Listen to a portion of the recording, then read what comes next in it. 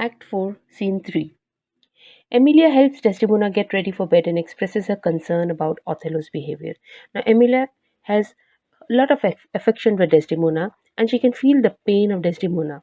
So, she also says that I am really concerned. How can Othello behave like this? Desdemona remains loyal to him but cannot get a song out of her head which she has heard sung by her mother's maid called Barbary. Now, Desdemona here in the heart of her, she's very loyal to Othello, but right now she's very sad and she's remembering a song which her mother used to sing, who was in love with a man who went mad. And it was about a lady who was in love with a man who went mad. It expressed her fortune and she died singing it. And so there was no future in that relationship, but even then she was with that man, for that man, and she died singing it. Now, Desdemona is all the time recalling that particular song.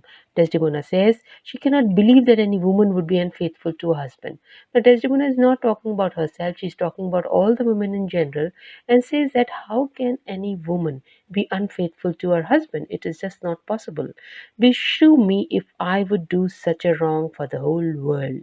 And she says that man should be killed if I do something like this. And this wrong cannot be done by any woman in the whole world. Emilia blames men for not understanding that women have feelings just like they do.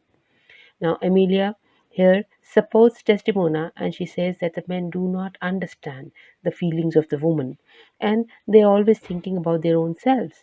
And she says, I do think it is their husband's fault if wives do fall. And if something happens to the wives, then of course it is the fault of the husband. But the husband will never understand all this.